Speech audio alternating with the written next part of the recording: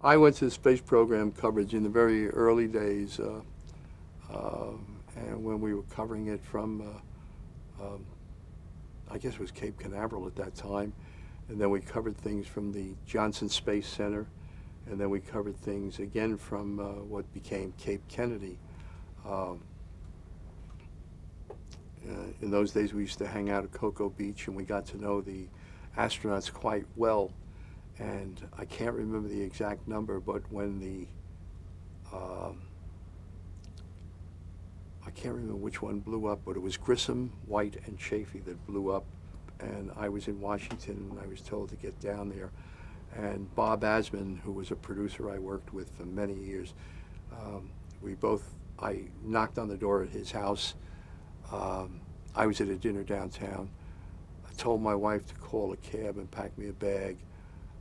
We went to my house. We waited for NBC to get us on a flight down there. It was the middle of the night. And we were down there by 9 o'clock the next morning with coverage for the networks. And we stayed there until the coffins finally left for Arlington Cemetery.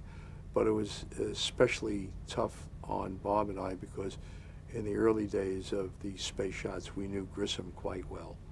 And we had worked with him in many occasions. And we were both really upset with him, also Chafee and White. And it had to have been a horrible experience because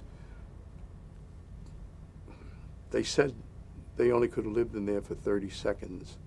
But I imagine those 30 seconds were excruciating pain as they burned up in that ship. How much access were you given by NASA overall for the space program to cover it? How much what?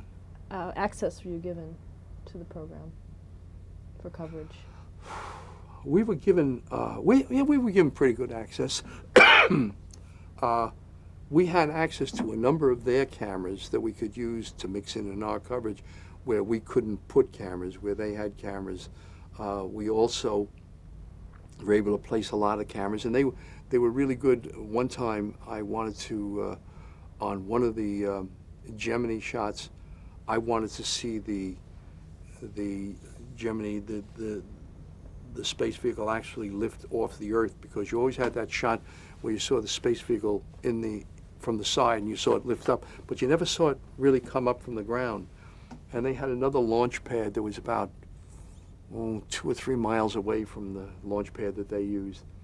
And I asked them if I could put a camera on top of that launch pad. And they said yes, and they even loaned me a helicopter to get the camera up there. And we put it on top of that launch pad. For the first time, when they lifted off, you were able to see a wide shot of the ground, and you were able to see it absolutely lift off the ground. And I thought that was worth doing, and I convinced NASA, and they agreed with us. They were pretty good. They were quite good.